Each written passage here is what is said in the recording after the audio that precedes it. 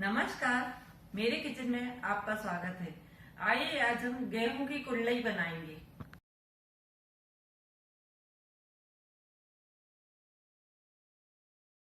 हम महाराष्ट्रियन स्टाइल में गेहूं से कुल्हड़ी बनाएंगे। गेहूं से कुल्हड़ी बनाने के लिए हमें चाहिए 1 किलो गेहूं, 1 चम्मच नमक, 1 चम्मच जीरा। गेहूं से कुल्हड़ी बनाना बहुत ही मुश्किल होता है, लेकिन हम यहाँ पर बहुत सरल तरीके से गेहूं से कुल्हड़ी बनाएंगे। कुल्हड़ी बनाने के लिए हम गेहूं को सबसे पहले धोकर के 3 दिनों के लिए भिगो कर रख देंगे और हम इसका पानी डेली चेंज करेंगे। जब हमारा गेहूं अच्छे से फूल जाएगा तब हम इसको पीस कर इसका मैदा अलग कर लेंगे और छिलका बाहर कर देंगे। फिर उस घोल से हम कुल्हड़ी का मसाला तैयार करेंगे। अब हम गेहूं को धो करके इसको फूलने रख देते हैं। हमने गेहूं को पतीले में डालकर इसको 2-3 पानी से अच्छी तरह से धोकर रखा है। अब हम इसमें पानी डालकर भिगोएंगे।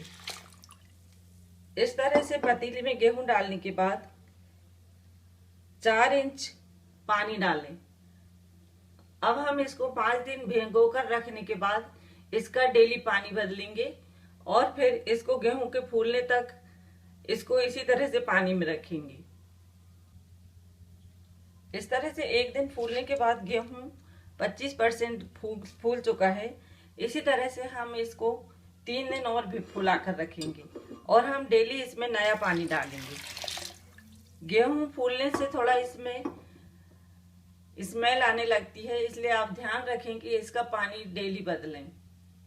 अब हम दूसरा पानी डालने के बाद इसको 3 दिन और रखेंगे। आप जब भी गेहूं का पानी चेंज करते हैं तो ध्यान रखें कि गेहूं के ऊपर 4 इंच पानी रहे।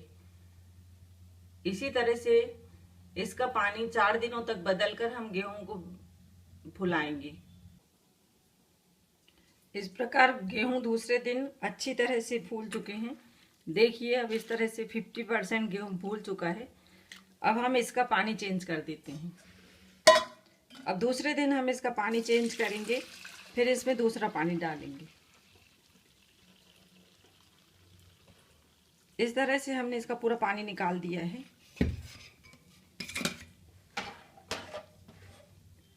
अब हम इसमें पानी डालने के बाद 1 दिन और रखेंगे। अगर आप पानी चेंज नहीं करेंगे तो इसमें बदबू आने लगती है, इसलिए आप गेहूं का पानी रोज चेंज करें। इस प्रकार हमने गेहूं का पानी चेंज करके इसमें अच्छी तरह से पानी डाल दिया है और हमने गेहूं को ऊपर नीचे कर दिया है। अब हम गेहूं को 1 दिन और फूलने देंगे, फिर इनको धोकर पीसेंगे। आप ध्यान रखें कि गेहूं का पानी बदलते रहें। अब 3 दिन फूलने के बाद गेहूं इस तरह से अच्छी तरह से फूल चुका है। अब हम इसका पानी निकाल देते हैं।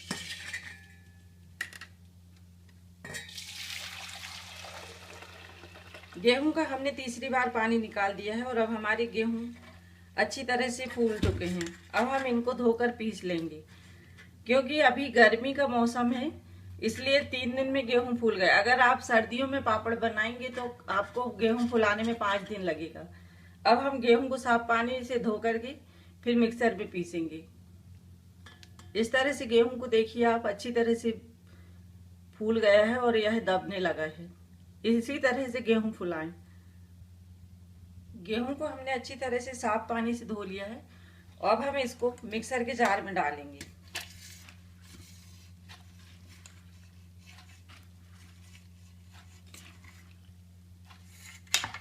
इस तरह से गेहूं को मिक्सर के जार में डालने के बाद हम आधा गिलास पानी डालेंगे और इसको पीस लेंगे। गेहूं को अब हम दरदरा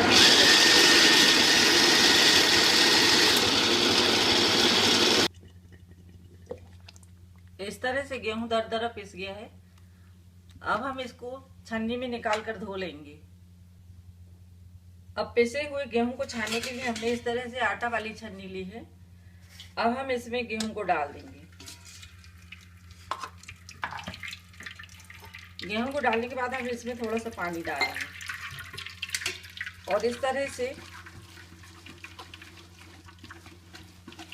गेहूं को दबाते हुए इसका मैदा निकाल लेंगे। आप चाहें तो गंजी में कपड़ा बांधकर भी इसको दबाकर छान सकते हैं। इसी तरह से हम दबा दबा के इसका पूरा गेहूं का घोल बना निकाल लेंगे। इस तरह से एक बार गेहूं दबाने के बाद इसमें दोबारा पानी डाल लें और इसको फिर से हाथ से दबाते रहें और इस तरह से हाथ से दबाते हुए सारे गेहूं को छिलका अलग और इसका मैदा अलग कर लें।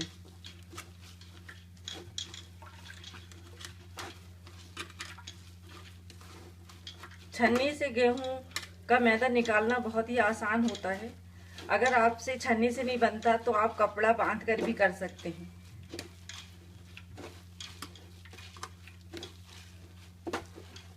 और आप इस तरह से हाथ से भी दबा सकते हैं। छन्नी से दबाने से बहुत अच्छी तरह से इसका मैदा निकल जाता है।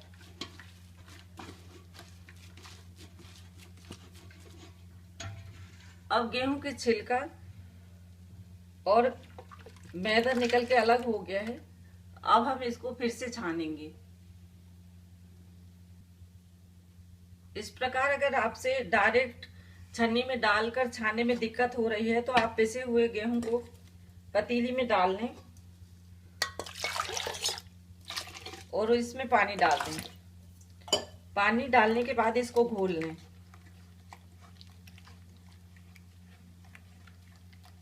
इस तरह से इसका मैदा और छिलका अलग हो जाएगा। फिर इसी तरह से पतीले को लाएं और आटे की छन्नी में घोल को डाल दें।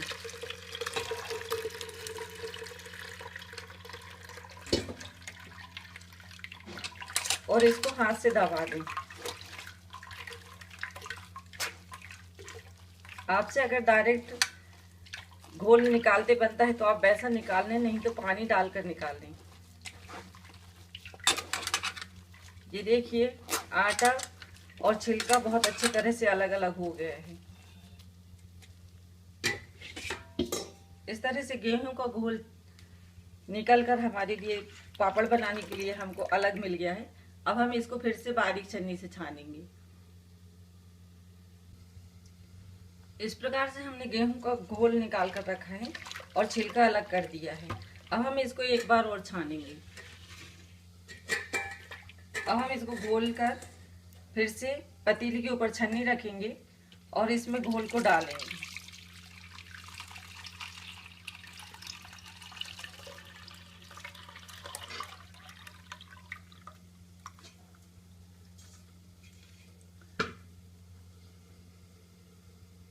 इस तरह से हमने एक बार मोटी छन्नी में छान कर रखा है। अब हम इसको चाय छन्नी से छानेंगे। अगर आपके पास पतली छन्नी नहीं है तो आप कॉटन का कपड़ा पतीली में बांधने के बाद उससे छान सकते हैं। गेहूं को छानना थोड़ा सा मुश्किल होता है पीसने के बाद, लेकिन इस तरह से आप पानी में डालकर धोकर इसको अच्छे से छान सकते हैं। अब हम इसको चाय छन्नी से छानेंगे। 2 बार हमने गेहूं को मोटी छन्नी से छाना है। अब हम इसको पतली चाय छन्नी से छानेंगे। गेहूं को बार बार छानने से गेहूं जितना साफ होगा उससे पापड़ उतने ही सफेद बनेंगे। इस तरह से हम चाय की छन्नी से छानकर इसको 1 दिन और रखेंगे। गेहूं धुलते समय आप ये ना सोचें कि इसमें पानी बहुत ज्यादा डल रहा है। पानी डलने से कुछ नहीं होता। आप गेहूं साफ कर लें ज्यादा से ज्यादा पानी डालकर और इसको 1 रात के लिए इस तरह से रख दें। घोल में जितना भी पानी होगा वह ऊपर आ जाएगा और मैदा नीचे जम जाएगा। इसलिए पानी की चिंता न करें और अच्छी तरह से पानी डालकर गेहूं को धोएं, क्योंकि गेहूं को धोना थोड़ा मुश्किल होता है। आप पानी डालकर गेहूं को आसानी से धो सकते हैं। अब हम इसको ढककर 1 दिन के लिए और रख देंगे, फिर इससे पापड़ बनाएंगे। इसी तरह से हम सारे गेहूं पीसकर उनको छान कर रखेंगे। अब हम इसको ढककर रख देते हैं। गेहूं को पीसने के बाद हमने छान कर 1 दिन के लिए रख दिया था। अब हम इसका पानी अलग कर देंगे। अब हम घोल से पानी निकाल देते हैं। इस तरह से पतीली रख लें और उसमें घोल के ऊपर जो पानी आया है उसको निकाल दें।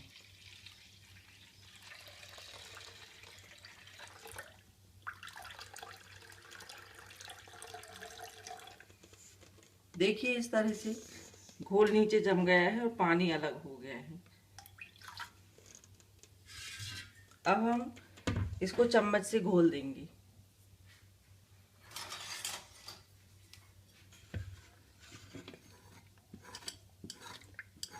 इस तरह से मैदा अंदर नीचे जम गया है और पानी ऊपर आ गया है। अब हमें इसको चम्मच की सहायता से मैदा को अलग करना है और अच्छी तरह से घोलने के बाद फिर हम इससे पापड़ बनाएंगे। इस तरह से इसका घोल बहुत कड़क जम जाता है, इसको निकालना थोड़ा मुश्किल होता है। इसको धीरे धीरे चम्मच या करछली की सहायता से निकालें और अच्छी तरह से घोल लें।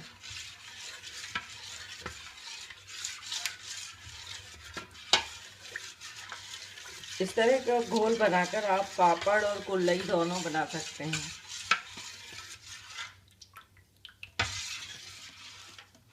गेहूं के पापड़ और कुल्हड़ी दोनों ही बहुत स्वादिष्ट लगते हैं। घोल बनाने के बाद आप अगर किसी वजह से आप इससे पापड़ या कुल्हड़ी नहीं बना पा रहे हैं तो आप इसको इसी तरह पतीली में रखा रहने दें और पानी डालकर इसको रोज बदलते रहें और बीच बीच में घोल को घोलते रहें। पानी बदलते हुए करीब आप इसको 5-6 दिन रख सकते हैं और आप अपनी सुविधा अनुसार फिर इससे पापड़ या कुल्हड़ी बना सकते हैं। इस तरह के घोल बनाकर आप रख लें और अपनी सुविधा के अनुसार पापड़ या कुल्हड़ी जो भी आपको पसंद हो वो बनाएं। कुल्हड़ी बनाने के लिए हमें इस तरह से मोटी तली के बर्तन चाहिए। अगर आपके पास मोटी पतीली हो तो आप उसमें भी बना सकते हैं। हम यहाँ पर कढ़ाई से बनाएंगे। कुल्हड़ी बनाने के लिए हमने 1 गिलास घोल लिया है। हमें 1 गिलास कुल्हड़ी के घोल बनाने के लिए 2 गिलास पानी चाहिए। 1 गिलास हम सादा पानी डालेंगे और 1 गिलास घोल से निकला हुआ पानी। घोल से निकला हुआ पानी डालने से कुल्हड़ी और भी अच्छी स्वाद में बनेंगी। कुल्हड़ी के घोल को हमने इस तरह से 1 गिलास में भर के रखा है। आप जितने बड़े बर्तन में घोल भरते हैं उतने ही बड़े बर्तन से पानी नापें। 1 गिलास कुल्हड़ी के घोल को बनाने के लिए हमें उसी साइज की दूसरी गिलास से 1 गिलास पानी, यह हमने सादा पानी लिया है, और 1 गिलास जो हमने घोल से पानी निकाला था हम उस पानी को डालेंगे। घोल से निकाला हुआ पानी डालने से कुल्हड़ी का स्वाद और भी बढ़ जाता है और उसमें खट्टापन आ जाता है। अब कढ़ाई में हम डालेंगे 1 गिलास सादा पानी और 1 गिलास घोल वाला पानी। अब हम इसमें डालेंगे 1 चम्मच नमक। 1 चम्मच नमक डालने के बाद अब हम इसको गैस पर उबलने रख देंगे। नमक आप अपने स्वाद अनुसार भी डाल सकते हैं। अब पानी अच्छी तरह से उबलने लगा है। अब हम इस तरह से बेलन की सहायता से इसको लगातार चलाते हुए घोल डालेंगे। इस तरह से एक हाथ से घोल डालते जाएं और एक हाथ से चलाते जाएं। इसको आपको एक ही डायरेक्शन में लगातार चलाना है।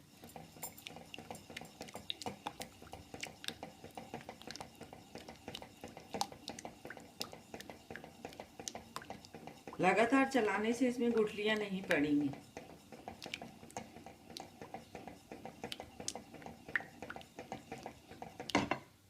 लगातार चलाने के बाद हमारा घोल इस तरह से गाढ़ा हो गया है। अब हम इसको बीच बीच में चलाते हुए 15 मिनट पकाएंगे। आप ध्यान रखें कि घोल डालते समय गुठलियां ना पड़ें। इस तरह से हम इसको बीच बीच में चलाते रहेंगे और इसकी आंच धीमी कर देंगे। धीमी आंच पर हम इसको लगातार चलाते हुए इस प्रकार हमको तली से बीच बीच में नीचे से चलाते रहना है जिससे घोल चिपके ना। अब हम इसकी आंच धीमी कर देंगे और इसको 15 मिनट पकाएंगे। इस तरह से हमारा घोल गाढ़ा है। बीच बीच में चलाते हुए आप घोल को चेक कर लें कि घोल इस तरह से गाढ़ा रहे। आपका घोल अगर पतला हो जाता है तो आप इसमें थोड़ा और मैदा से बना हुआ घोल पानी में घोलकर डाल सकते हैं। चलाते हुए आप चेक कर लें कि आपके घोल में इस तरह से गाढ़ापन होना चाहिए। अगर आपका घोल किसी वजह से पतला हो गया है तो आप उसमें थोड़ा और घोल पानी में घोल लें और फिर इसमें लगातार डालते हुए फिर से चला दें और इस तरह से घोल को गाढ़ा कर लें। और अगर आपका घोल गाढ़ा हो गया है तो आप इसमें थोड़ा उबला पानी भी डाल सकते हैं। घोल पकने के बाद थोड़ा पतला हो जाता है और यह पारदर्शी भी हो जाएगा। अब घोल पकने के बाद पारदर्शी हो चुका है। देखिए आप इसमें इस तरह से पतलापन आ गया है और इसमें बबल भी उठ गए हैं। आप घोल को चेक करने के लिए इसमें देख लें कि इसमें हल्के हल्के बबल दिख रहे हैं या नहीं। अगर आपको बबल दिखते हैं इसका मतलब घोल बनकर तैयार है।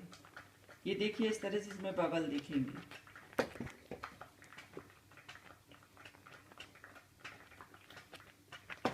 अब घोल बनकर तैयार है। अब हम इसका गैस बंद कर देते हैं। गैस बंद करने के बाद हम इसको 10 मिनट ठंडा करेंगे, उसके बाद फिर कुरलई बनाएंगे। अब कुरलई बनाने के लिए घोल अच्छी तरह से ठंडा हो गया है। अब हम इसको बाउल में निकाल लेते हैं।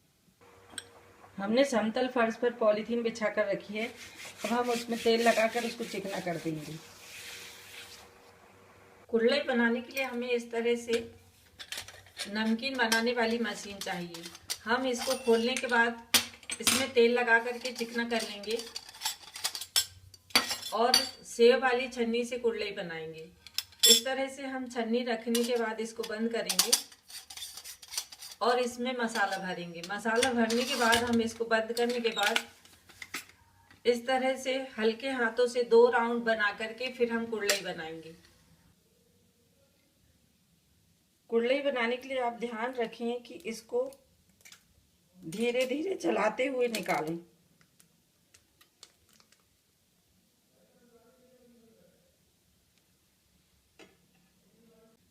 इसी प्रकार आप सारी कुरलई बनाएं और इन्हें तेज धूप में सुखाएं। इस प्रकार हमने कुरलई बनाने के बाद इन्हें 3 दिनों तक धूप में सुखा लिया है और ये अब बहुत अच्छी तरह से सूख चुकी हैं। अब हम इनको एयर टाइट डिब्बे में बंद करके रखेंगे। अब हम कुरलई को तलना बताएंगे। गेहूं से बनी कुरलई बहुत ही स्वादिष्ट लगती हैं। आप इनको बनाकर रखकर 1 साल तक इनका उपयोग कर सकते हैं। तेल डालने के बाद हमने तेल को अच्छी तरह से गर्म कर लिया। अब हम इसमें कुरलई तलेंगे। आप ध्यान रखें कि आंच को थोड़ा तेज रखें और तेल थोड़ा ज़्यादा डालें जिससे कुरलई डूब सके। इस तरह से कुरलई को तलें। इसी तरह से हम सारी कुरलई तलेंगे। इस प्रकार स्वादिष्ट और कुरकुरी गेहूं से कुरलई बनकर तैयार है। आप इनको पूरन पूरी, आमटी, आमरस, पूरी पना और दाल चावल के साथ परोसिए।